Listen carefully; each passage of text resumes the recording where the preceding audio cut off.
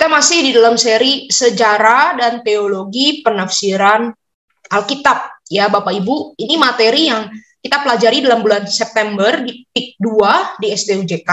Ini materi apa? Ini adalah materi sepanjang bulan ini saya mengajak kita melihat bagaimana gereja, orang-orang Kristen di sepanjang sejarah itu bergumul untuk belajar Alkitab. Bergumul menerima firman Tuhan, bergumul menafsirkan firman Tuhan. Nah, kenapa kok kita harus belajar? Ini kan orang-orang zaman dulu ya, melihat zaman pramodern, zaman reformasi, mereka baca Alkitabnya bagaimana. Kenapa kita harus belajar ini? Supaya kita juga bisa merefleksikan, memikirkan gimana seharusnya kita, anak Tuhan di zaman ini, orang Kristen di zaman ini membaca Alkitab.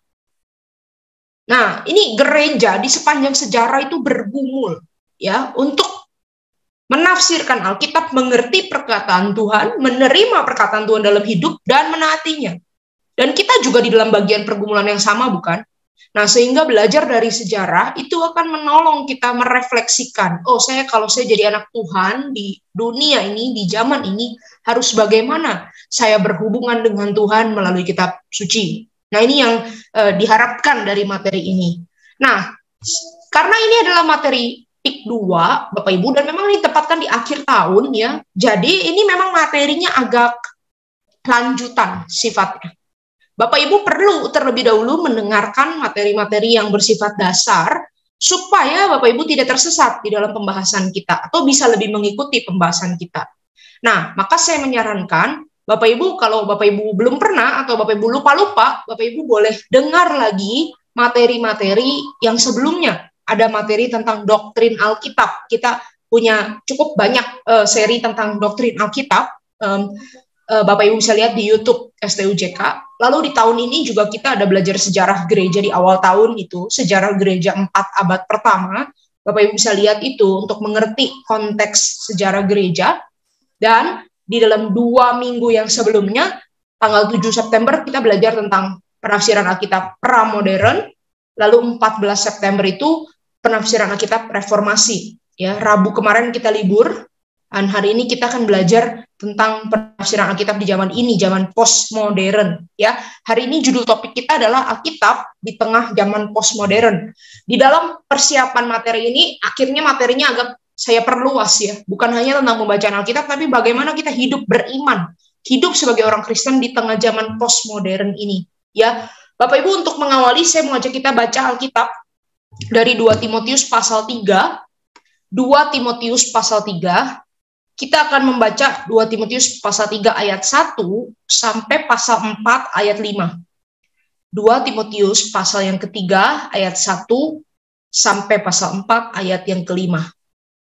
Nah, saya akan membaca bergantian dengan kedua rekan saya. Pak Herlan akan membacakan pasal 3 ayat 1 sampai 9. Pak Kuncoro membacakan pasal 3 ayat 10 sampai 17. Nanti terakhir saya akan membacakan pasal 4 ayat 1 sampai 5.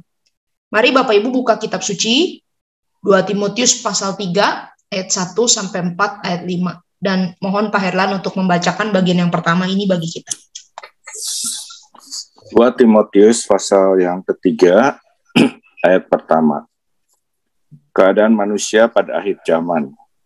Ketahuilah bahwa pada hari-hari terakhir akan datang masa yang sukar. Manusia akan mencintai dirinya sendiri dan menjadi hamba uang. Mereka akan membual dan menyombongkan diri. Mereka akan menjadi penfitnah. Mereka akan memberontak terhadap orang tua dan tidak tahu berterima kasih. Tidak mempedulikan agama, tidak tahu mengasihi, tidak mau berdamai, suka menjelekkan orang. Tidak dapat mengekang diri, garang, tidak suka yang baik, suka mengkhianat, tidak berpikir panjang, berlagak tahu, lebih menuruti hawa nafsu daripada menuruti Allah. Secara lahiriah mereka menjalankan ibadah mereka. Tetapi pada hakikatnya mereka memungkiri kekuatannya. Jauhilah mereka itu, sebab di antara mereka terdapat orang-orang yang menyelundup ke rumah orang lain dan menjerat perempuan-perempuan lemah yang syarat dengan dosa dan dikuasai oleh berbagai-bagai nafsu, yang walaupun selalu ingin diajar, namun tidak pernah dapat mengenal kebenaran. Sama seperti Yanes dan Yambres menentang Musa, demikian juga mereka menentang kebenaran. Akal mereka bobrok dan iman mereka tidak tahan uji. Tetapi sudah pasti mereka tidak akan lebih maju, karena seperti dalam hal Yanes dan Yambres, kebodohan mereka pun akan nyata bagi semua orang. Baik, yang ke-10, tetapi engkau telah mengikuti ajaranku, cara hidupku, pendirianku, imanku, kesabaranku, kasihku, dan ketekunanku. Engkau telah ikut menderita penganiayaan dan sengsara, seperti yang telah kuderita di Antiokhia dan Ikonium dan di Listra. Semua penganiayaan itu kuderita, dan Tuhan telah melepaskan aku daripadanya. Memang setiap orang yang mau hidup beribadah di dalam Kristus Yesus akan menderita aniaya. Sedangkan orang jahat dan penipu akan bertambah jahat, mereka menyesatkan dan disesatkan. Tetapi hendaklah engkau tetap berpegang pada kebenaran yang telah engkau terima dan engkau yakini, dengan selalu mengingat orang yang telah mengajarkannya kepadamu. Ingatlah juga bahwa dari kecil engkau sudah mengenal kitab suci yang dapat memberi hikmat kepadamu dan menuntun engkau kepada keselamatan oleh iman kepada Kristus Yesus. Segala tulisan yang diilhamkan Allah memang bermanfaat untuk mengajar, untuk menyatakan kesalahan, untuk memperbaiki kelakuan, dan untuk mendidik orang dalam kebenaran. Dengan demikian, tiap-tiap manusia kepunyaan Allah diperlengkapi untuk setiap perbuatan baik. Pasal 4 ayat 1 sampai dengan yang ke-5. Di hadapan Allah dan Kristus Yesus yang akan menghakimi orang yang hidup dan yang mati, aku, atau di sini adalah Paulus maksudnya, berpesan dengan sungguh-sungguh kepadamu, kamunya di sini itu adalah Timotius, demi penyataan Yesus dan demi kerajaan Yesus. Beritakanlah firman, siap sedialah baik atau tidak baik waktunya, nyatakanlah apa yang salah, tegurlah dan nasihatilah dengan segala kesabaran dan pengajaran.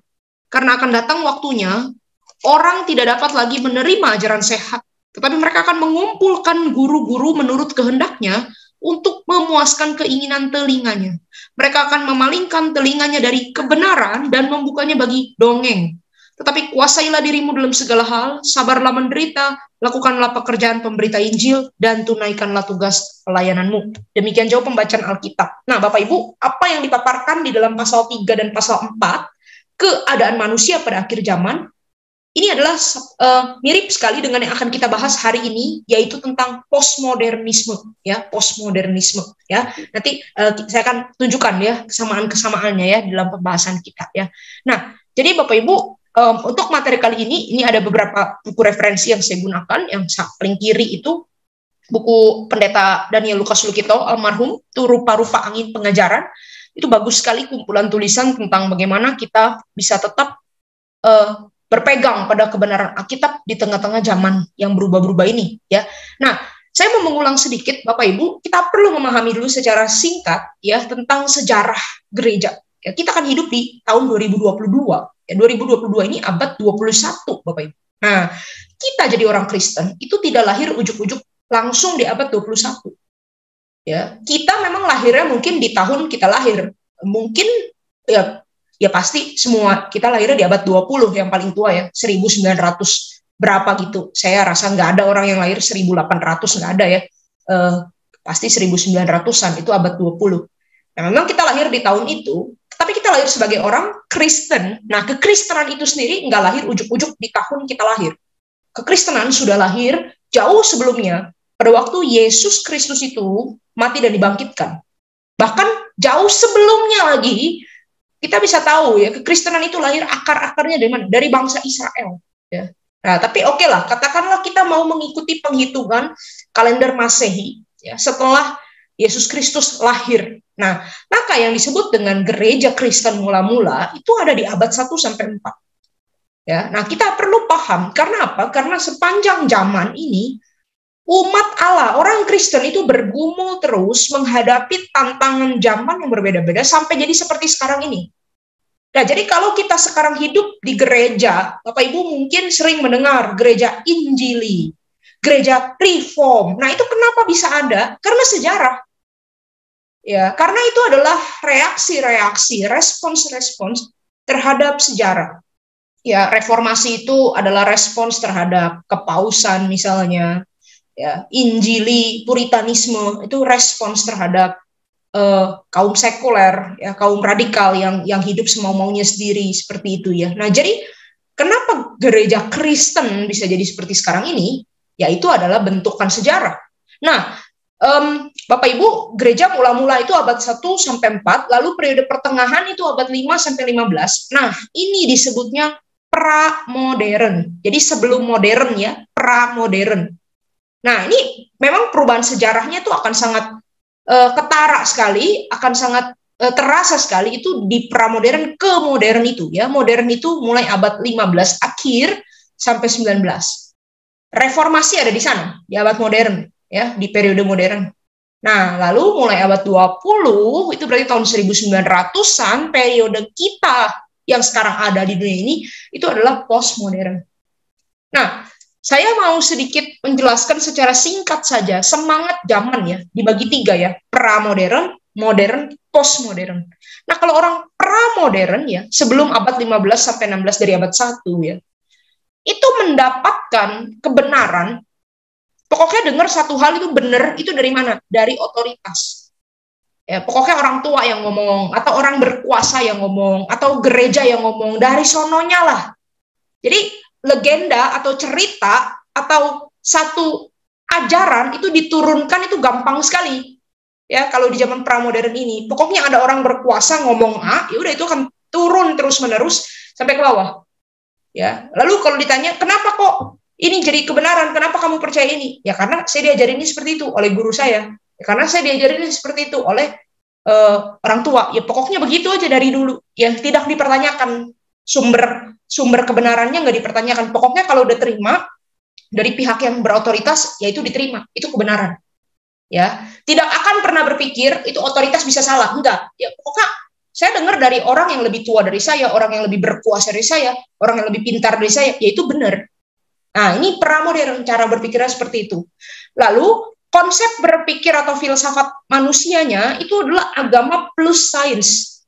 Jadi harus jadi orang itu berhubungan dengan Tuhan ya. Itu masih kental sekali di abad-abad awal ya. Nah, sains itu menjadi satu bagian pembelajaran. Ya, tapi sains itu boleh diterima, boleh enggak. Ini yang dominan. Ini saya bicara yang dominan ya. Tentu ada pengecualian, ada orang-orang yang anehnya di setiap zaman ada. Tapi ini yang dominan. Nah, Bapak Ibu buktinya apa? Buktinya dulu ya orang itu percaya itu kan matahari mengelilingi bumi. Ya. Ya, yang ngomong bumi mengelilingi matahari awal-awalnya dimusuhin orang. Nah, itu kan jadi percayanya apa? Lihat dari Alkitab. Ya. Nggak terlalu mau tahu tentang bukti-bukti sains, bukti-bukti rasional seperti itu ya. Nah, pokoknya terima aja ya, prinsip kebenarannya ya, terima aja seperti itu ya. Jadi hidup manusia itu lebih sifatnya spiritual ya, supranatural, percaya hal-hal yang ajaib gitu ya, percaya hal-hal yang di luar nalar. Nah, itu pramodern. Kemudian pertanyaan zaman ini adalah gini, apa yang paling baik? Apa yang paling baik buat hidup manusia? Apa yang paling baik buat peradaban manusia? Apa yang mendatangkan kebaikan? Apa yang berguna buat hidup manusia? Jadi penekanannya kepada hal-hal spiritual, kepada etik begitu ya. Hidup tuh harus normal, harus baik, harus stabil begitu ya. Nah, tetapi setelah zaman abad 15-an itu kita kemarin belajar tentang modernisme. Bapak Ibu lihat lagi rekaman YouTube yang tanggal 14 ya. Modernisme itu kan ada industrialisasi ya, penemuan mesin cetak ya. Lalu universitas-universitas pada berkembang. Nah, orang-orang itu mau belajar, baca buku, baca teks, baca kebenaran, mau baca sendiri. Nah, kalau pramodern kan dengar katanya. Kata siapa? Kata pihak otoritas, kata guru, kata orang tua, kata penguasa, kata gereja. Nah, sekarang orang nggak mau. Jangan katanya, mana buktinya? Saya mau lihat. Sumbernya mana? Saya mau lihat. Otoritas bisa salah. Ya, kalau zaman pramodern itu kita belajar informasi dari guru. Kita terima dari guru. Nah, tapi kalau modern, guru bisa salah loh. Saya harus dengan mata kepala saya sendiri, saya baca buku. Saya mau lihat sumber. Maka kebenaran dari mana? Dari sumber bukti ilmiah. Dan dari akal si saya gitu. Jadi setiap orang itu punya kemampuan untuk tahu kebenaran. Nah, ini disebutnya naturalisme, humanisme, ya, rasionalisme. Nah, jadi rasio saya, pikiran saya, secara natural saja, secara alami, saya akan bisa tahu kebenaran. Kasih buktinya, saya akan baca. Semua orang boleh berpikir. Nah, inilah modernisme. Sangat menekankan akal pikiran manusia. Ya, akal pikiran saya bisa tahu yang benar. Ini penekanan modernisme. Ya, kalau pramodern itu percaya agama plus sains itu tambahan, ya. Tapi kalau modernisme justru udah mulai mempertentangkan keduanya. Ya. Agama ini kita percaya sebagai satu yang baik, ya, baik pertanyaan pramodern, ya. Tapi tunggu dulu, sains ini ada penelitian ilmiahnya, ada ukuran, ada angka-angka, bisa dibuktikan lewat mata, lewat angka, lewat data. Nah, jadi orang modernisme mulai membandingkan mana yang benar, sains atau agama. Ya. Nah, sehingga semua pelajaran agama, pelajaran kekristenan, pelajaran teologi itu juga ingin dibuktikan secara ilmiah. Nah, di abad-abad 17, 18 itu ada tren penafsiran Alkitab, ya. Bahasa istilahnya itu demitologisasi. Ya, itu artinya apa? Artinya penafsiran Alkitab yang pikir begini. Semua cerita tentang mujizat Yesus di dalam Alkitab itu cuma cerita, tidak benar-benar terjadi. Kenapa? Karena itu nggak ilmiah, nggak mungkin, itu supranatural, nggak natural, ya, nggak masuk akal, ya, nggak masuk akal. Jadi itu hanya cerita. Atau kalau itu benar-benar nyata, benar-benar terjadi, sifatnya bukan mujizat, bukan miraculous, bukan sesuatu yang ajaib, tapi pasti bisa dijelaskan lewat teori. Contoh, Yesus memberi makan 5.000 orang hanya dengan 5 roti dan 2 ikan. Bisa nggak? Bisa. Kan kita di situ nggak dikasih tahu berapa luas atau panjang rotinya. Kalau rotinya itu roti yang panjang sekali, rotinya satunya 3 meter gitu ya, mungkin dipotong-potong kecil-kecil bisa bagi gitu ya. Atau mungkin begini penafsirannya, itu kan ada anak yang mempersembahkan kepada Andreas 5 lembar roti dan juga 2 ekor ikan. Nah, mungkin karena orang-orang yang lain melihat anak itu mempersembahkan, semua jadi tergerak. Jadi semua ikut mempersembahkan makanannya, jadi banyak, jadi cukup.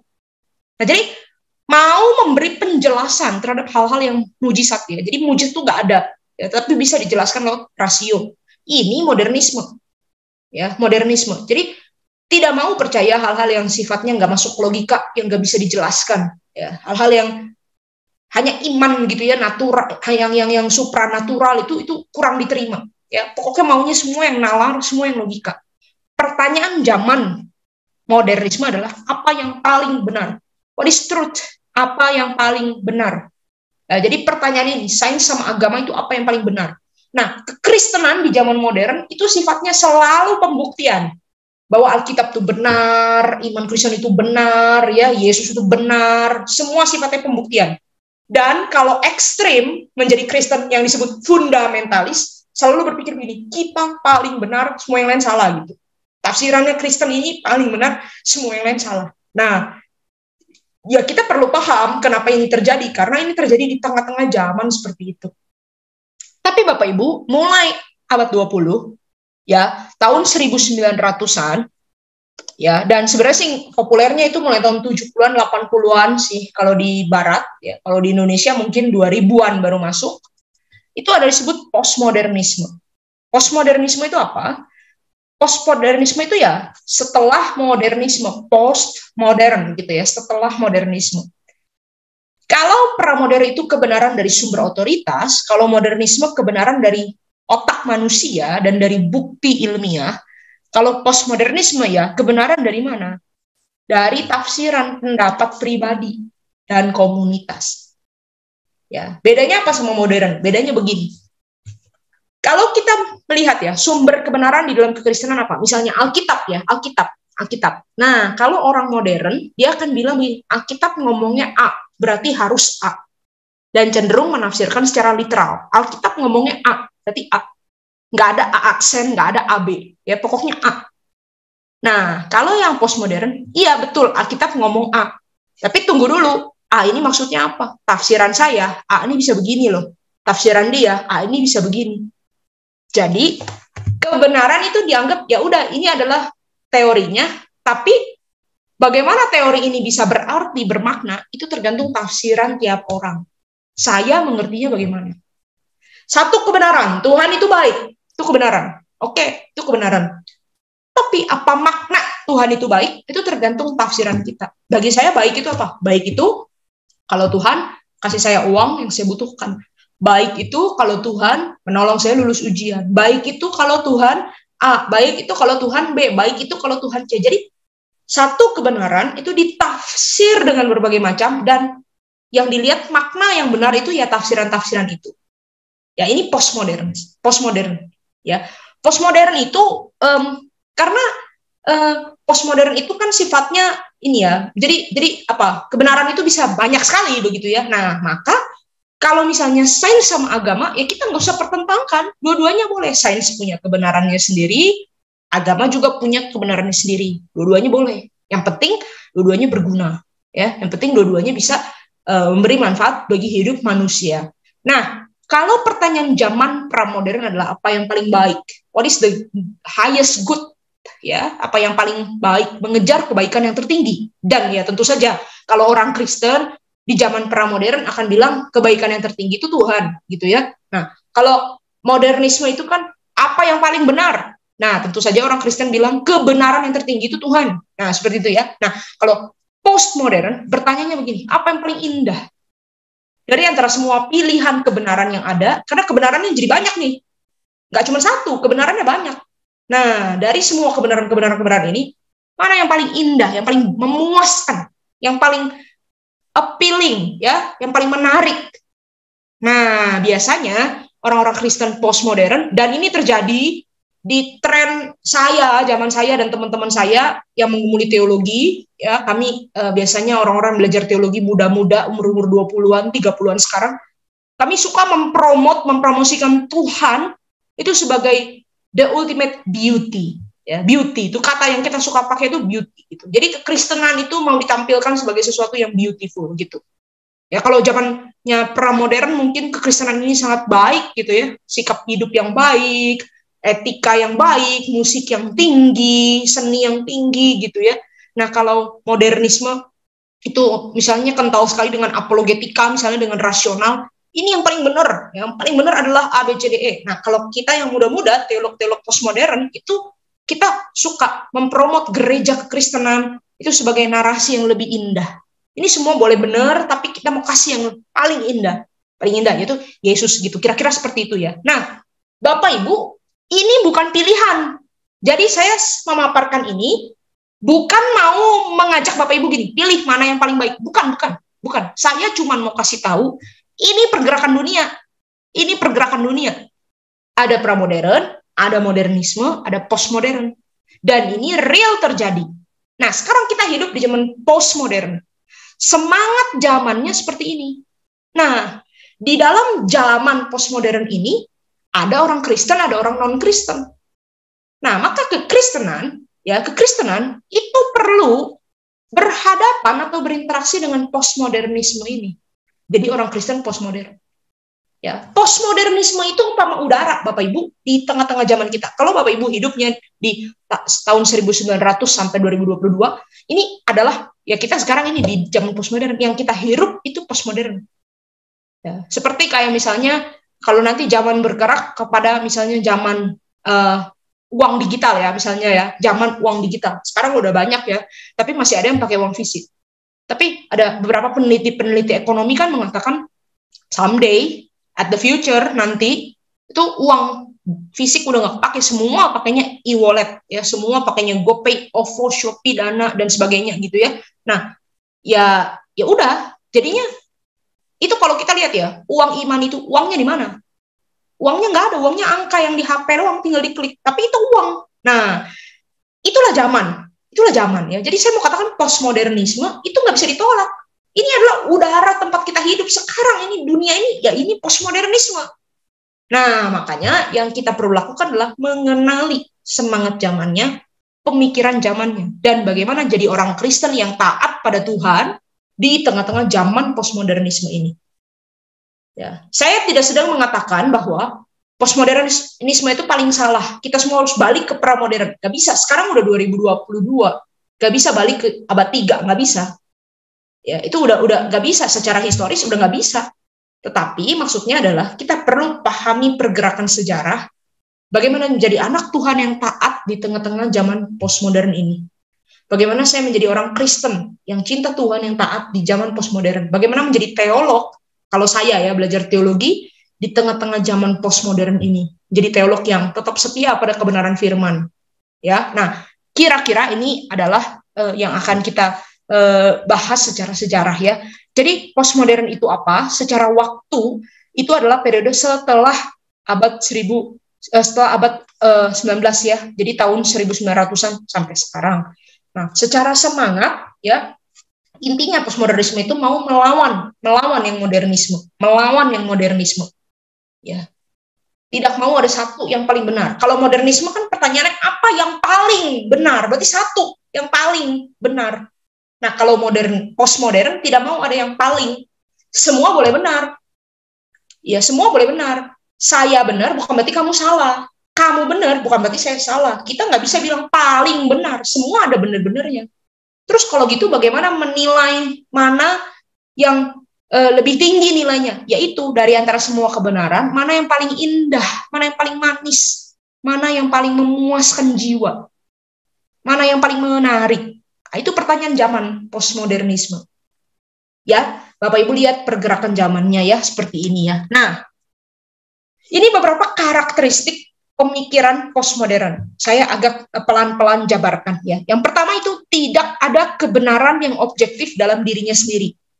Kebenaran itu nggak cuma satu, tapi kebenaran itu tergantung tafsiran orang, bisa beragam. Ya, tapi bukan berarti tidak ada kebenaran sama sekali. Ada, ya ada kebenaran, ada boleh. Kayak misalnya dikatakan bahwa Alkitab itu firman Allah, itu kebenaran nggak? Ya itu kebenaran.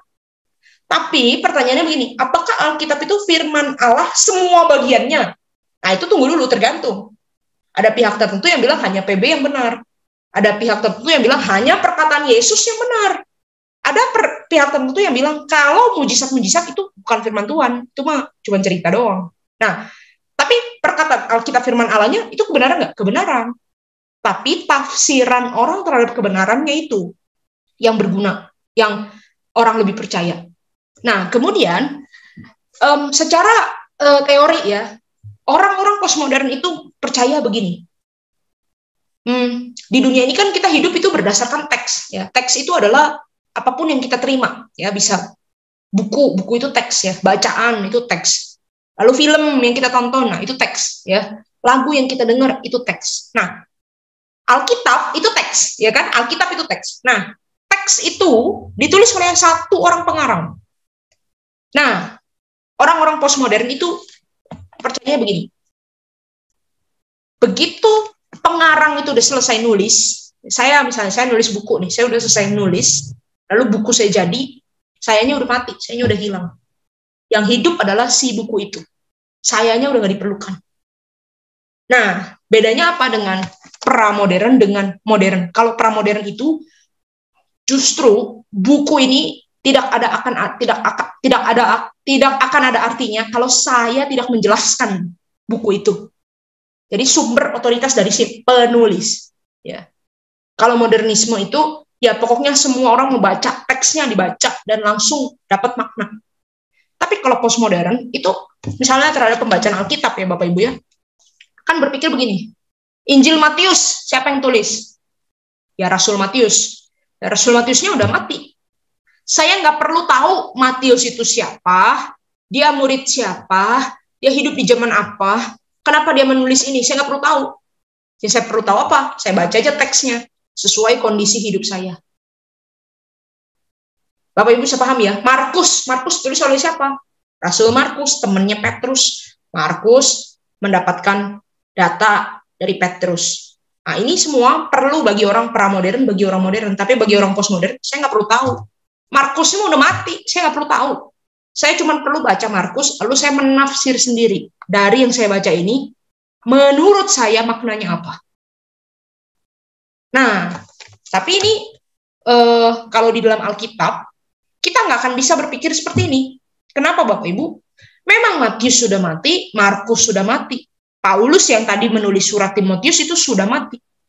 Tapi penulis utama Alkitab itu siapa? Tuhan Allah. Dan Tuhan Allah tidak mati. Tuhan Allah bangkit. Tuhan Allah hidup. Jadi penulis Alkitab tidak pernah mati. Nah, ini satu challenge. Membaca Alkitab di zaman postmodern. Kita nggak bisa berpikir seperti orang-orang postmodern pikir. Alkitab kamu bebas tafsirkan seperti apapun. Pengarang sudah mati. Pengarang nggak akan bangkit dari kubur lalu kritik, tafsiran kamu salah. Kan nggak kan. Semua pengarang udah mati. Hanya tinggal teks dan kamu. Ya kamu tafsir aja bebas. Nah, baca Alkitab nggak bisa begitu. Kenapa? Allah, sang pengarang utama, tidak pernah mati. Kalau mau baca Alkitab dengan benar, harus tanya kepada Allah, sang pengarang. Nah, ini challenge kita membaca Alkitab di tengah-tengah pemikiran zaman postmodern. Ya, nah, kemudian Bapak Ibu, orang-orang postmodern itu filsafat, salah kalau ngomong orang-orang postmodern ya, karena kita juga orang bagian di dalamnya. Karakteristik pemikiran postmodern itu berpikir begini, segala sesuatu bisa jadi benar, ada kebenarannya. Segala sesuatu itu boleh, ya, dan sama saja nilainya selama ada gunanya. Jadi apapun boleh. Banyak jalan menuju Roma, ya, banyak jalan menuju keuntungan. Kita fokus aja misalnya satu tujuan gitu ya. Tujuannya apa? Mau naik kelas, ya, atau mau dapat pekerjaan. Caranya dapat pekerjaan itu banyak.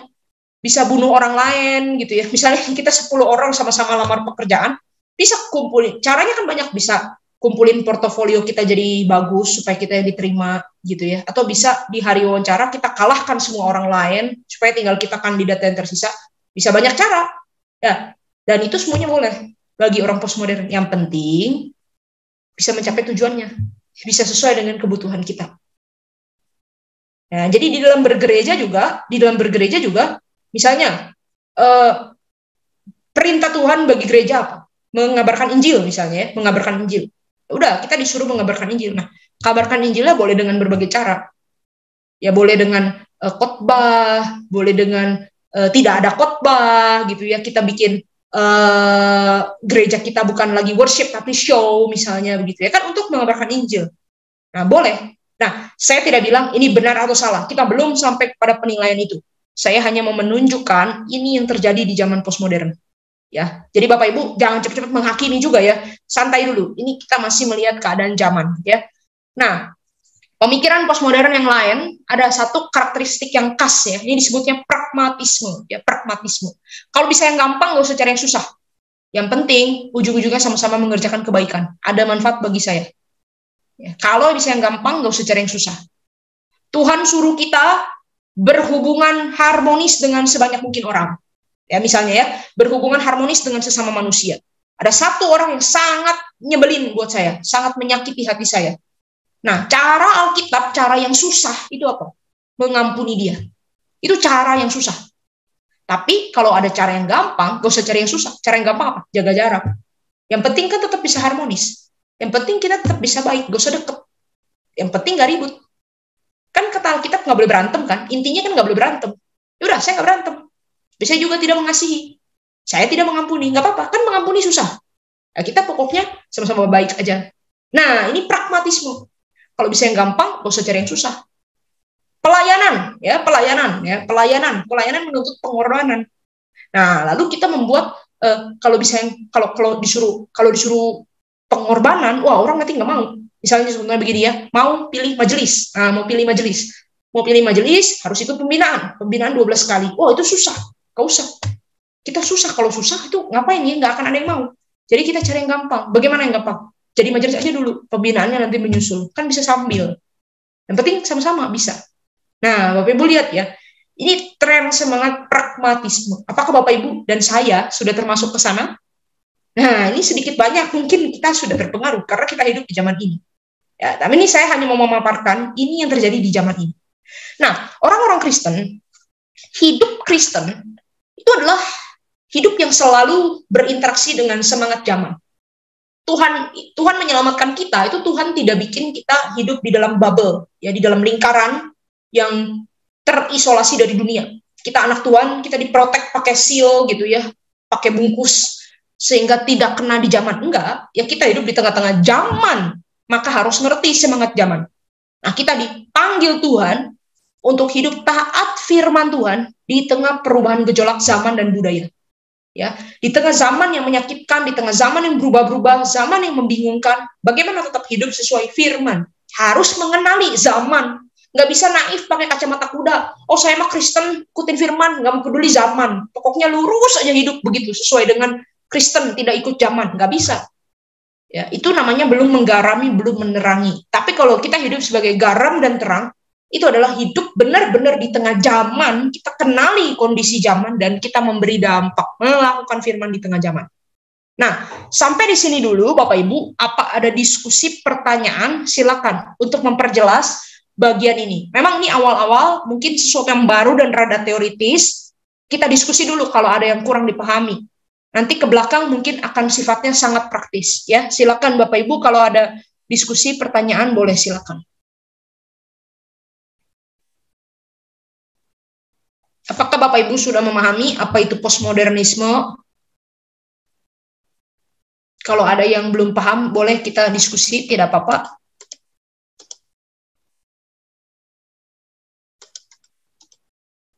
Oke, belum ada pertanyaannya. Kalau gitu kita maju dulu ya. Nah, apa sih hal positif yang kita dapat dari postmodernisme? Postmodernisme memberitahu dunia ini. Oh, sorry, silakan. Tadi siapa yang mau bertanya, silakan. Ya. Nah, apa sih hal positif yang kita dapat dari postmodernisme? Postmodernisme memberitahu dunia ini. Oh, sorry, silakan. Tadi siapa yang mau bertanya, silakan. Pak Rudi, apa mau ada pertanyaan? Ya. Atau kebuka aja? Apa sih hal positif yang... Oke, baik. Ya. Nah, Bapak Ibu, postmodernisme itu memberi kita, mencelikan mata kita bahwa di dalam hal apapun ada unsur manusia, ada unsur subjektif yang perlu kita sadari. Maksudnya begini, zaman dulu ya, kalau modernisme itu kita dikasih tahu teori ya, teorinya begini, udah kamu lakukan gitu. Jadi orang modern itu selalu punya pemikiran segalanya tuh yang penting teorinya dulu. Teorinya, kalau kasih tahu teori, masalah manusia akan berakhir. Kalau dikasih tahu teori, orang hidupnya akan jadi baik. Jadi belajar ilmu pengetahuan, nanti jadi baik. Nanti jadi manusia yang berubah. Kira-kira seperti itu.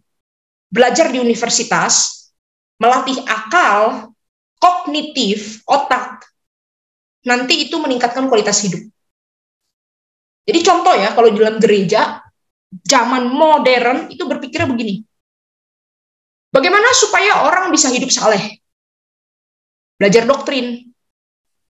Jadi belajar doktrin Allah, doktrin manusia, doktrin dosa, pokoknya belajar teori, itu teori kognitif ya, doktrin. Kalau sudah tahu doktrin, udah, hidupnya beres. Hidupnya akan jadi baik. Nah, postmodern memberitahu kita, nggak bisa gitu. Orang tahu doktrin, belum tentu hidupnya jadi langsung berubah. Banyak orang tahu doktrin, tapi rumah tangga masih berantakan, masih mau cerai, masih selingkuh, masih sama anak main tangan misalnya gitu ya, masih ngutang kalau bisnis itu masih tidak jujur misalnya begitu ya, tapi tahu doktrin. Nah, kalau bagi orang postmodern kan, oh berarti dia belum tahu doktrin. Jadi kembali lagi ngajar doktrin lagi gitu. Nah, tapi kalau postmodern di sini ada satu celah nih kelihatan nih, nggak bisa langsung dari doktrin kepada aplikasi, nggak bisa. Ada tengah ini yang perlu diisi. Ini apa? Ini adalah subjektivitas manusia. Hatinya mesti diambil dulu, mesti dimenangkan. Hatinya mesti dikuasai oleh Injil firman Tuhan misalnya, oleh Injil, oleh firman Tuhan. Doktrin saja tidak mengubah orang. Nah, ada sesuatu yang harus dilakukan nih untuk merangkul unsur manusianya itu, subjektifnya itu. Dan jangan salah bahwa doktrin itu kan baku ya, teori itu baku, teori tidak berubah. Ini kebenaran, ini produk modern, ya, ini kebenaran. Nah, tapi orang nangkepnya kan lain-lain. Nah, saya ngajar seperti ini, di Zoom kita ada 22, di YouTube saya nggak tahu berapa. Bapak Ibu nangkepnya bisa 22 pesan yang berbeda. Kalau disuruh ngulang lagi, 22 bisa lain-lain. Nah, orang modern bilang, yaudah ini teori, turunkan saja teori. Serahkan teori kepada pendengar, serahkan teori kepada murid. Nah, serahkan teori kepada generasi selanjutnya. Postmodernisme bilang, nggak bisa. Teori saja bisa salah ditangkap. Perlu tambahan apa? Relasi. Jadi kalau saya mau menjamin Bapak Ibu ngerti dengan benar, saya harus ke rumah Bapak Ibu ngobrol. Materi kemarin bagaimana? Bapak Ibu mengerti nggak? Apa yang Bapak Ibu dapat? Begitu dekat, unsur hatinya kena, baru ngerti. Oh, itu maksudnya. Nah, ini postmodernisme ini. Memberi kita pemahaman tuh. Ada yang begini. Ya, tidak selalu kebenaran itu, teori itu cukup. Ada unsur subjektif yang perlu kita isi. Nah, ini postmodernisme.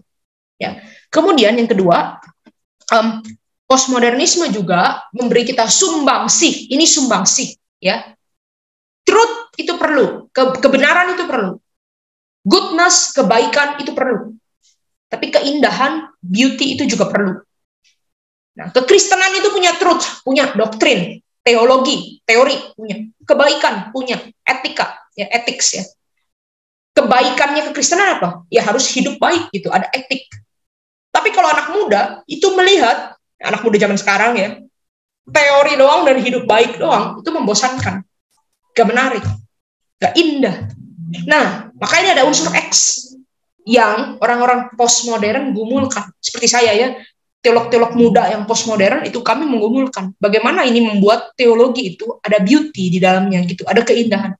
Nah, ini tantangan dari zaman. Dan kita memang seperti itu ya. Sekarang kita lihat ya, kalau kita pergi ke mall ya, kita beli sabun sabun lantai itu ya, super pel gitu ya, sabun pel. Kita tahu ya, sabun pel itu gunanya untuk apa? Bersihkan lantai. Itu truth. Saya perlu beli ini untuk bersihkan lantai.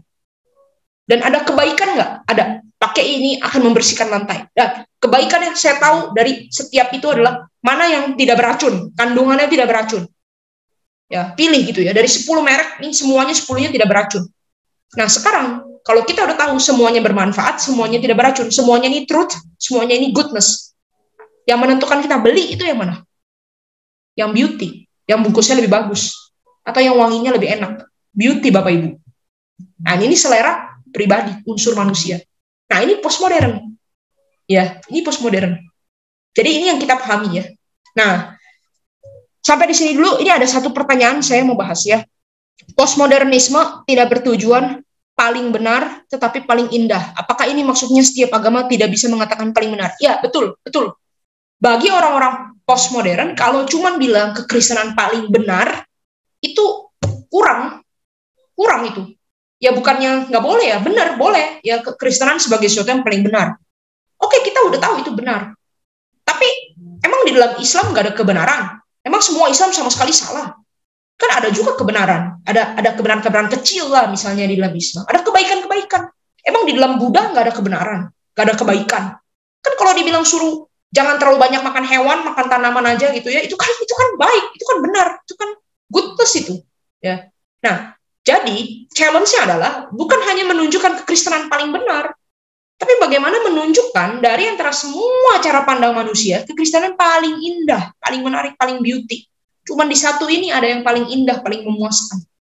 Nah, sebenarnya ini kita harus bergerak ke arah sana. Bisa nggak? Bisa. Jawabannya apa? Yesus. Semua agama itu mengajarkan ajaran, mengajarkan teori ajaran. Harus begini, tidak boleh begitu. Kalau kamu mau hidup baik, kamu harus begini dan begitu. Ya. Satu-satunya keyakinan yang menghadirkan bukan hanya ajaran, tapi person, pribadi. Ya. Pribadi yang sayang, pribadi yang mengasihi, pribadi yang mencari, pribadi yang menginginkan kita, pribadi yang mengenal. Itu hanya Yesus. Dan itulah disitulah keindahan sebenarnya. Itulah beauty. Nah, jadi memang ini challenge ya di dalam postmodernisme. Bukan hanya menghadirkan truth atau goodness, tetapi ada beauty di dalam kekristenan. Nah, ini yang kira-kira saya bisa sampaikan lewat dari pertanyaannya Pak Rudi tadi ya. Nah, sekarang kita lihat apa sih dampaknya postmodern di dalam teologia. Nah, di dalam teologia. Nah, ini dampak postmodern, segala sesuatu itu dinilai berdasarkan perasaan saya saja, perasaan tiap orang. Jadi sangat subjektif sekali. Dan setiap orang bisa menjadi penentu kebenaran. Khotbah itu ngomongnya A, yaitu mah truth. Tapi bagaimana saya menangkapnya, itu kan menurut pengkhotbah. Kalau menurut saya mah beda. Ya ini mah menurut saya loh. Dan setiap kita bisa punya menurut sayanya masing-masing. Dan nggak bisa dibilang mana yang paling benar. Setiap saya menjadi otoritas. Nggak ada satu yang otoritas paling di atas. Nah, jadi percuma mau kita misalnya kita evaluasi gitu ya, evaluasi pelayanan. Kita udah lihat nih, ini kamu pelayanannya kurang dalam area ini. Lalu orang yang dievaluasi akan bilang, oh ya iya, tapi ini menurut saya ini begini. Nah, kita udah di dalam khotbah misalnya kita menegur kesalahan gitu ya. Kalau Anda melakukan ini itu salah. Nah, lalu orang akan bilang, iya itu kan salah menurut pengkhotbah. Kalau menurut saya nggak salah, karena saya punya alasan. Nah, dan setiap saya itu berhak didengar, otoritasnya sama. Nah, ini tantangan postmodernisme terhadap teologi. Jadi semua orang bisa jadi Tuhan, karena semua orang bisa benar. Ya kira-kira seperti itu Bapak Ibu ya. Nah, kemudian era postmodernisme ini punya kecenderungan ya, melihat Tuhan itu semakin imanen. Ada pergeseran, tidak bisa lagi melihat Tuhan yang transenden. Tidak terlalu suka gambaran Tuhan yang transenden. Apa sih transenden? Apa sih imanen? Transenden itu Tuhan yang besar, Tuhan yang agung, Tuhan di surga, Tuhan yang mulia, Tuhan yang murka, Tuhan yang layak disembah, Tuhan yang harus kita hormat. Nah, ini Tuhan yang transenden. Implikasinya nih, kalau gereja melihat Tuhan itu transenden ya, misalnya arsitektur gerejanya tuh tinggi-tinggi gitu ya, karena megah, karena melihat Tuhan itu transenden. Surga itu digambarkan sebagai suatu tempat yang mewah sekali, dan gereja kita mempresentasikan surga, kira-kira seperti itu. Nah, gereja sana itu kan Art Deco tuh ya, nah itu unsur transendensinya kuat tuh.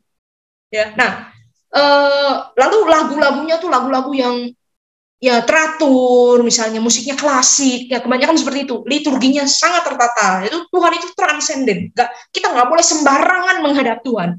Penekanannya selalu itu ya. Harus hormat. Kita harus terbaik, siapkan baju yang terbaik. Kita harus sikap yang terbaik, serius, jangan main-main. Kira-kira seperti itu. Itu Tuhan yang transenden. Kita harus bertobat di hadapan Tuhan. Nah, kalau Tuhan yang imanen, itu gimana? Tuhan yang dekat. Imanen ya, Tuhan yang menjadi manusia, Tuhan Immanuel, Tuhan yang dekat. Tuhan itu ada bersama-sama dengan kita. Tuhan itu sahabat, Tuhan itu teman, Tuhan itu freestyle gitu ya. Jadi kalau doa kepada Tuhan, kalau orang transenden itu doanya Bapa yang bertata di dalam kerajaan surga, Allah Abraham, Allah Ishak, Allah Yakub, Bapa yang mengasihi kami. Tapi kalau Tuhan yang imanen, Tuhan thank you banget Tuhan, hari ini Tuhan udah nolong gue Tuhan, di dalam menjalani hidup gue Tuhan. Nah itu imanen tuh. Aduh Tuhan lu tahu gak sih Tuhan, gue tuh capek loh Tuhan. Nah jadi Tuhannya tuh jadi kayak teman, ya. Tuhan itu dekat dengan saya, Tuhan itu minum dan makan dengan orang berdosa, Tuhan itu pakai jeans, misalnya gambaran-gambaran seperti itu. Tuhan itu suka musik-musik indie. Kalau dulu musik rock, sekarang rock mah udah tua gitu ya. Sekarang orang-orang tuh pakainya musik indie. Anak-anak sekarang pakai musik lo-fi ya, low fidelity itu. Jadi worshipnya tuh ya gitu, musik-musik ya yang musiknya ada berisik-berisiknya, musiknya tidak ada satu aturan yang baku. Nah itu Tuhan yang imanen. Nah ini postmodernisme. Maunya Tuhan itu seperti saya. Nah ini pergeseran. Ini pergeseran ya. Kalau di dalam Alkitab, Tuhan itu transenden atau imanen? Dua-dua Bapak Ibu, dua-dua. Yesus itu menggambarkan Tuhan yang transenden, Tuhan yang agung, Tuhan yang berkuasa, Tuhan yang murka, Tuhan yang besar, tapi juga Tuhan yang dekat, Tuhan yang lucu, yang bisa bermain sama anak-anak, yang disukai anak-anak. Itu disukai anak-anak itu kan nggak mungkin serem begitu ya. Enggak, Tuhan yang hangat sekali. Itu Tuhan Yesus. Nah, tapi persoalannya kita manusia itu tarikan-tarikan, kita nggak bisa lihatnya balance gitu.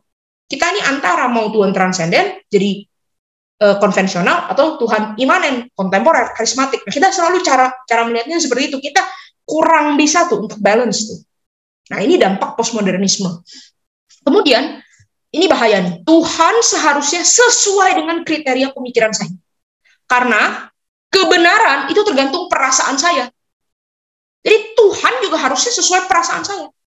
Tuhan, yang namanya Tuhan, harusnya menolong saya. Tuhan tidak boleh cuek sama saya. Ya, jadi kita yang mengatur Tuhan. Tuhan harus A dan B, Tuhan tidak boleh A dan B. Ya, kemudian fungsi utama Tuhan, ada Tuhan tuh buat apa?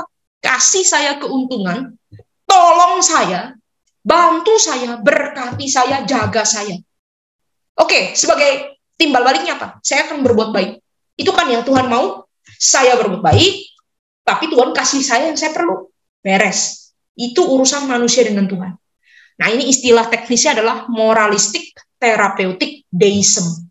Tuhan ngasih yang baik, saya akan janji timbal balik dengan ngasih yang baik juga kepada Tuhan. Hubungannya sangat transaksional sekali. Saya butuh pertolongan Tuhan. Oke Tuhan, saya pelayanan nih Tuhan. Saya pelayanan. Tapi Tuhan bantu saya ya. Saya pelayanan. Atau dibalik. Kalau Tuhan bantu saya akan pelayanan. Nah, kira-kira begitu. Ya, itu orang-orang postmodern ya. Nah, kemudian ini karena Tuhan itu tergantung perasaan saya ya. Jadi Tuhan ada atau enggak ada, Tuhan hadir atau enggak hadir, Tuhan dekat atau enggak dekat, Tuhan sayang atau enggak sayang, Tuhan baik atau enggak baik, itu tergantung perasaan saya. Kalau saya lagi merasa hidup saya sekarang merana sekali, saya baru bangkrut, kemudian anak saya sakitnya sakit keras, saya dan pasangan saya ribut besar, kami tidak bisa menyelesaikan persoalan, pelayanan di gereja juga mandek lagi. Anak yang lain ada masalah di sekolahnya. Berarti Tuhan lagi tinggalin saya. Tuhan tidak baik. Saat itu Tuhan tidak sayang. Tuhan tidak beserta. Nah, jadi semua tergantung perasaan kita.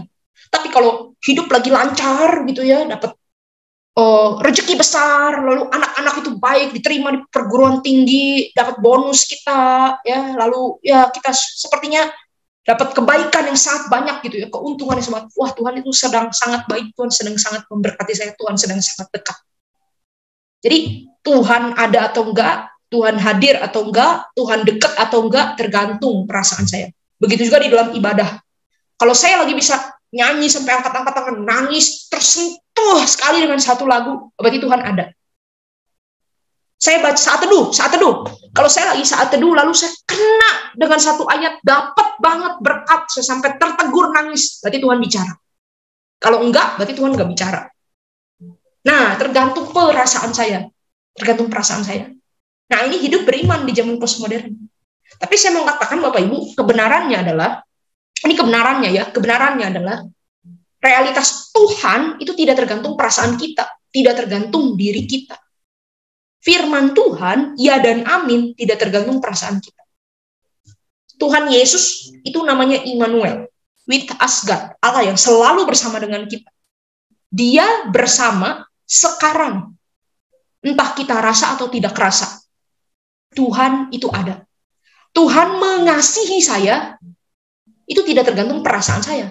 Itu kebenaran yang saya harus belajar terima dan percaya. Ya. Kok hidup itu lagi susah sekali, tapi Tuhan mengasihi, itu prinsip, bukan perasaan, prinsip. Nah, jadi kita harus melatih perasaan kita mengikuti prinsip. Itu yang perlu kita latih. Sebagai orang-orang Kristen di zaman postmodern. Tuhan itu merencanakan yang baik bagi anak-anaknya. Tuhan itu baik. Itu prinsip. Alkitab yang mengatakan. Nah, tapi kita lagi merasa enggak begitu. Nah, maka kita perlu latih perasaan kita mengikuti prinsip. Saya boleh merasa begini, boleh. Perasaan itu tidak dibohongi ya. Saya merasa sedang misalnya apa? Bergumul sekali, sedih sekali misalnya. Merasa sangat kesepian sekali. Itu perasaan yang real. Tapi saya harus melatih perasaan itu mengikuti prinsip firman Tuhan. Mengikuti prinsip firman Tuhan. Meskipun saya sedih, Tuhan Yesus baik. Meskipun saya sendiri, Tuhan Yesus bersama saya. Nah, itu perlu dilatih. Itu perlu dilatih. Nah, maka tantangan utama jadi orang Kristen di tengah zaman postmodern adalah percaya nggak otoritas firman, otoritas perkataan Tuhan? Atau kita lebih percaya perasaan? Atau kita lebih percaya keadaan? Nah, ini Bapak Ibu yang kita perlu pikirkan. Nah, orang-orang postmodern bilang begini loh, menjalani hidup beriman gak boleh dipaksa. Segala sesuatu yang dipaksa itu gak baik katanya ya. Jadi pelayanan gak boleh dipaksa. Saat teduh gak boleh dipaksa. Ikut STUJ gak boleh dipaksa. Anak ke sekolah minggu gak boleh dipaksa. Tergantung bagaimana kondisi dia dan perasaan dia. Kalau anak itu lagi nangis-nangis, mau dipaksa ke sekolah minggu nanti jadi ribut. Daripada ribut gak usah paksa. Nah, Bapak Ibu, ini sangat bertentangan dengan firman Tuhan. Bukan berarti firman Tuhan itu serba maksa-maksa, enggak. Tetapi Tuhan Yesus katakan, kamu mau ikut aku, kamu harus belajar apa? Sangkal dirimu, pikul salibmu, ikutlah aku. Sangkal dirimu. Sangkal dirimu. Ya, nah, sangkal diri beda dengan membohongi perasaan. Beda dengan membohongi perasaan. Ya, kalau membohongi perasaan itu begini, saya lagi malas, saya bilang enggak, saya enggak malas. Itu bohong. Bohong. Ya. Tapi kalau sangkal diri itu apa? Iya, saya malas, sungguh malas, saya nggak mau ke gereja. Tapi saya harus belajar melawan rasa malas ini. Ayo, jiwaku yang malas, pergilah ke gereja. Nah, itu sangkal diri. Sangkal diri. Sangkal diri harus tahu dulu apa yang disangkal, harus mengakui dulu perasaannya. Nggak bisa sangkal diri, oh enggak, saya nggak malas, saya serba rajin, nggak bisa. Itu namanya bohong. Ke gereja bohong itu. Ya. Tapi Bapak Ibu perlu mengakui, saya lagi marah sama Tuhan, saya bingung sama Tuhan, kenapa kok Tuhan berbuat seperti ini? Ya diakui, tapi terus bilang, gak boleh saya beriman pada perasaan. Ya, Tuhan itu baik, meskipun saya kecewa, Tuhan itu baik. Ayo, kamu jiwaku yang lagi kecewa, percaya lagi pada Tuhan, berserah pada Tuhan. Nah itu melatih perasaan kita mengikuti prinsip, menyangkal diri, mengikuti prinsip firman Tuhan. Nah ini latihan, saya juga terus berlatih Bapak Ibu. Bukan berarti jadi hamba Tuhan, berarti semuanya mulus-mulus, enggak. Wah saya sering sekali malas gitu ya, sering sekali bingung pada Tuhan, sering sekali merasa sendiri di dalam perjalanan iman ini. Nah itu perlu belajar. Ya mengakui perasaan kita, lalu berkata, ayo jiwaku, kamu kembali ingat prinsip firman Tuhan. Nah orang ini ya, kalau orang postmodern itu, menjalani hidup beriman gak boleh dipaksa-paksa, pelayanan gak boleh dipaksa. Jadi pelayanan itu ditanya, kamu maunya pelayanan apa? Pelayanan kita yang atur, maunya apa? Kalau nggak mau, nggak usah pelayanan. Kalau lagi sibuk, nggak usah pelayanan. Aduh jangan deh, saya kayaknya nggak dulu gitu ya. Alasannya apa? Nggak ada alasan, nggak aja. Itu karena nggak mau. Atau, jangan deh, saya nggak suka pelayanannya. Nggak mau dipaksa gitu ya. Nah, Bapak Ibu, di dalam pelayanan itu perlu pengorbanan. Pelayanan itu perlu pengorbanan. Kalau Bapak Ibu mau pelayanan, Bapak Ibu harus mau lakukan yang Bapak Ibu tidak suka. Kalau pelayanan semua yang disuka, itu namanya bukan pelayanan, itu hobi. Saya sukanya nyanyi, musik, udah saya pelayanannya itu aja, nggak mau yang lain. Itu namanya hobi, bukan pelayanan. Pelayanan itu ada pengorbanan. Meskipun saya susah menderita dalam dunia, saya mau iring Yesus. Nah, itu pelayanan. Ya, pelayanan. Kita belajar. Saya juga belajar melayani. Ya, hamba Tuhan gampang sekali. Saya nggak mau kunjungan. Kenapa? Karena saya nggak suka. Ribet ya, jalan di mobil mabok, ketemu manusia gitu ya, ngomong-ngomong panjang, aduh nggak mau gitu. Nah, tapi ya saya punya pelayanan yang saya suka, apa menulis misalnya ya di rumah aja gitu ya, saya nggak mau tahu manusia itu pokok, tapi kan kita bisa dalih gitu ya, saya sukanya ini gitu ya, saya bebannya ini, karunianya ini begitu ya. Nah, saya tidak mengatakan bahwa kita harus mengatakan iya kepada segala sesuatu? Enggak ya Bapak Ibu. Pelayanan juga kita punya hikmat, mana yang Tuhan panggil kita untuk melakukannya, mana porsi yang kita mau beri waktu lebih besar. Tapi poin saya maksudnya di sini apa? Jangan sampai diri kita menjadi standar di dalam pelayanan kita. Ya, kan saya nggak boleh dipaksa. Nah, pelayanan butuh pengorbanan. Jadi kalau Bapak Ibu hidup beriman tidak mau pengorbanan, Bapak Ibu lihat Yesus. Yesus sudah berkorban banyak untuk kita. Ya, masa kita tidak mau berkorban apa-apa, gitu ya? Nah, itu sangat postmodern, bukan Kristen, ya, bukan Alkitab. Ya. Nah, kita harus belajar ya untuk menjadi orang yang ikutin firman Tuhan. Ya. Saya mau melayani, berkorban. Ya. Meskipun ada hal yang tidak suka, saya mau belajar melakukannya. Kenapa? Karena ini untuk cita kasih saya kepada Tuhan. Ya. Nah, ini perlu belajar. Gereja juga sama, ya, beribadah. Itu kadang-kadang kita tuh beribadah tuh kalau kita suka, ya, suka lagunya, suka khotbahnya, ya kita ibadah. Kalau enggak, kita enggak. Lihat dulu yang khotbah siapa. Kalau yang khotbah saya suka, saya datang. Kalau yang saya nggak suka, nggak datang. Daripada saya datang nggak ngerti, buat apa? Daripada saya datang, saya mengutuk, hati saya mengutuk hamba Tuhan itu, buat apa? Nah, jadi daripada saya dipaksa, buat apa? Ya tergantung kondisi, tergantung perasaan. Tapi kan kitab suci tidak mengatakan seperti itu ya. Kitab suci mengatakan apa? Kita harus beribadah pada Tuhan, di rumah Tuhan, di hari Sabat Tuhan. Ya. Beribadah itu mempersembahkan ibadah. Bukan selera saya, tapi bagaimana saya mempersembahkan ibadah kepada Tuhan. Ya, nah ini orang-orang postmodern itu suka berkata gereja harus menjadi tempat yang menyenangkan supaya saya mau datang. Nah ini tadi kan karena pertanyaan zamannya beauty ya, apa yang lebih indah, apa yang lebih menarik, apa yang lebih enak. Nah jadi dia bilang orang-orang postmodern ini, kita nih di zaman ini tuh semangatnya, kalau Bapak Ibu tidak aware ya, semangat Bapak Ibu dan saya, gereja harus menyenangkan supaya saya mau datang. Kalau nggak menyenangkan, saya nggak mau datang. Jangan salahkan saya, itu wajar. Habis gerejanya juga nggak menyenangkan. Jadi gereja harus menjadi tempat hiburan, selalu mengupdate sesuatu untuk menyenangkan kita, baru kita datang. Kalau nggak, kita nggak datang. Terus ini pragmatisme. Gereja jangan bahas yang berat-berat. Ngapain sih STUJ bahas postmodernisme begini berat-berat? Udah, Ibu Karmia kasih tahu aja apa yang harus saya lakukan. 10 hal untuk hidup yang berkelimpahan di dalam Tuhan. 7 hal untuk masuk surga. Misalnya, 4 hal untuk hidup yang diberkati. 12 hal untuk pernikahan yang bahagia. Kasih tahu aja. Saya akan lakukan. Supaya memenuhi syarat Tuhan. Tanpa mau peduli Tuhan itu siapa. Apa kehendaknya. Kenapa kok Tuhan satu-satunya yang kita percaya. Pokoknya udahlah, nggak usah bahas itu. Khotbah, nggak usah bahas Alkitab, digali zaman ini, bahasa Yunani, lalu konteksnya, nggak usah, udah langsung kasih tahu aja, kita harus ngapain, kasih tahu aja. Nah, ini agama yang disebut moralistik terapeutik deism, agama terapi, pokoknya harus ngapain, gitu. Jadi gereja tuh kasih resep, 3 cara, 5 cara, 7 cara, untuk jadi kaya, gitu ya. Itu sama sekali bukan gambaran gereja yang di dalam Alkitab. Kalau Bapak Ibu baca Kisah Rasul, dari pasal 1, sampai 28, berulang kali khotbahnya itu isinya sama, apa? PL dan PB. Cerita Allah, Abraham, Ishak, Yakub membebaskan Israel dari Mesir, lalu mengutus nabi-nabi, lalu ada Yesus datang ke dunia, Yesus mati, Yesus bangkit.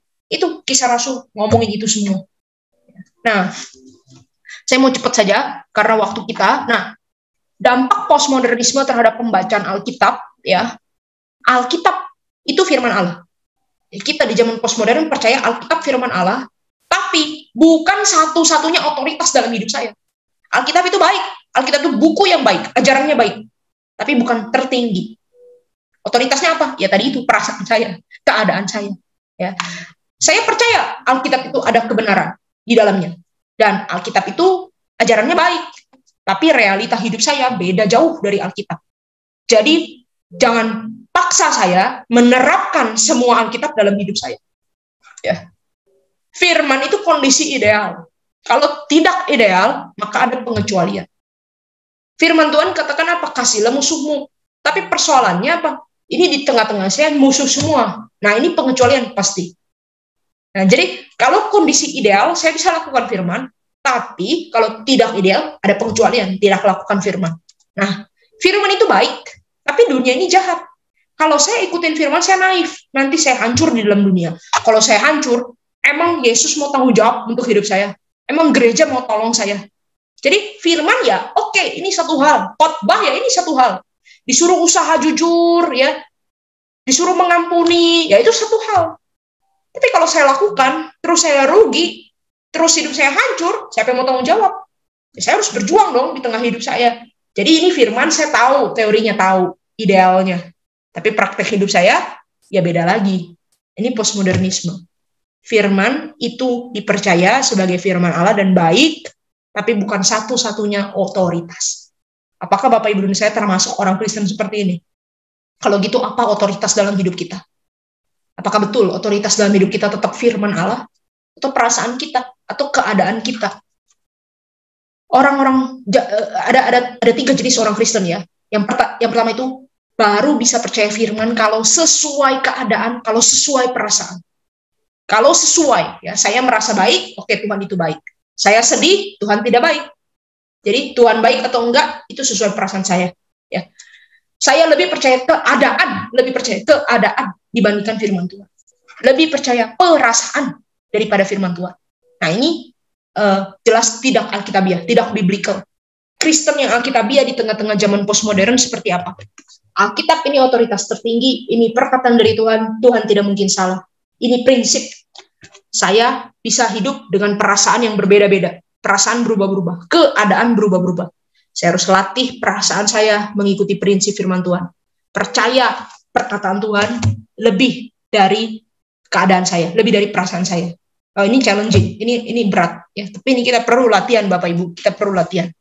Nah, gereja di zaman postmodern, krisisnya ini digerakkan oleh selera manusia, bukan oleh firman Tuhan. Ada satu orang ngambek, nggak mau ke gereja, kita bisa rubah semua sistem bergereja.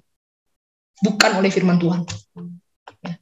Kemudian gereja semakin banyak mengajarkan beragam hal lain, tetapi semakin sedikit mengajarkan firman Tuhan.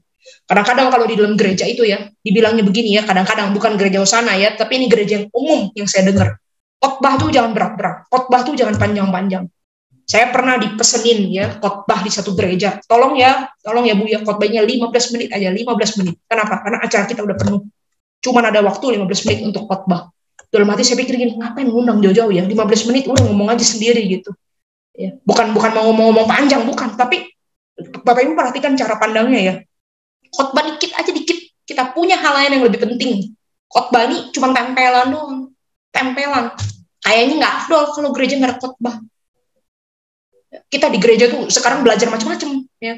Belajar hidroponik di gereja, ya, belajar investasi di gereja, ya, belajar apa lagi? Kesehatan di gereja, belajar macam-macam. Ekoenzim belajar di gereja, ya.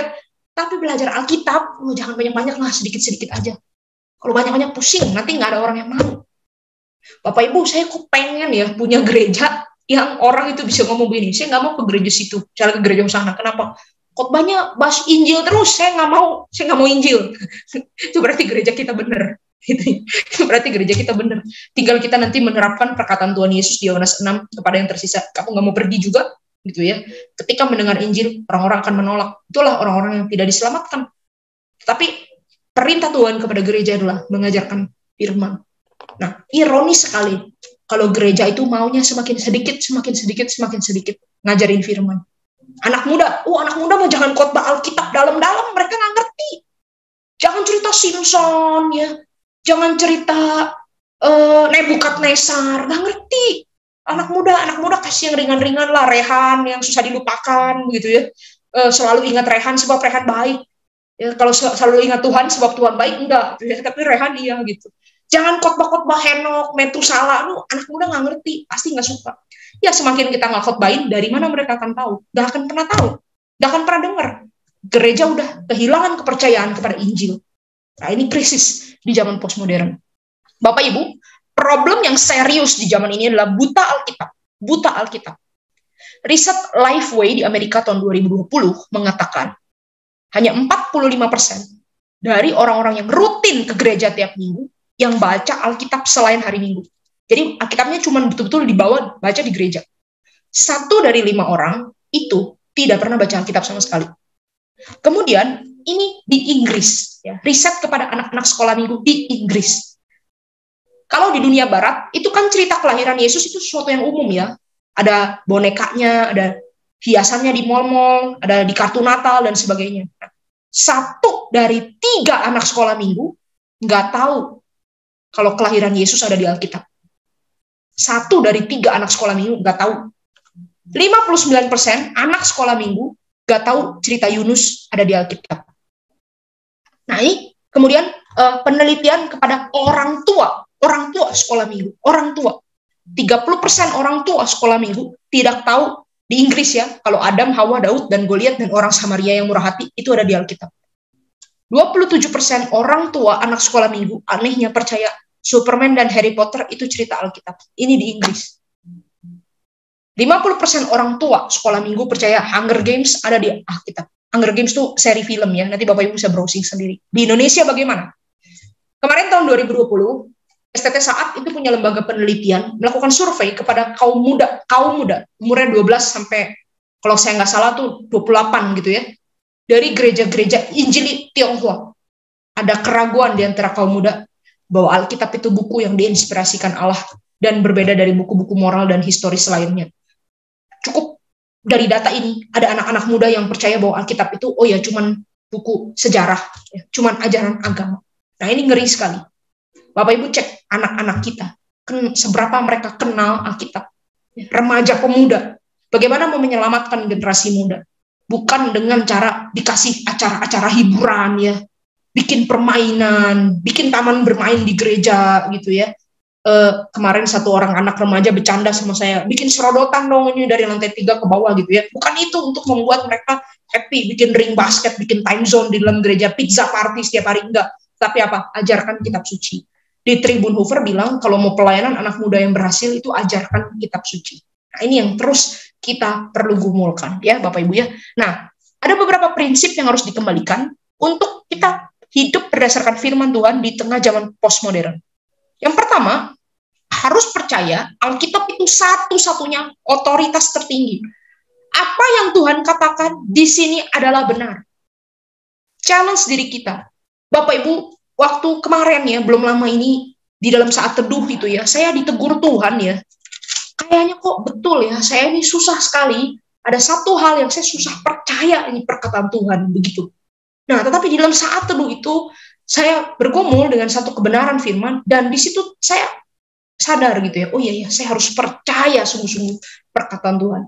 Saya tuliskan di dalam jurnal saya, Tuhan, saya mau percaya sepenuhnya perkataan Engkau. Saya mau percaya sepenuhnya perkataan Engkau. Nah, Bapak Ibu, mau nggak percaya sepenuhnya perkataan Tuhan? Kalau Tuhan katakan, aku mengasihimu, mau nggak percaya sepenuhnya?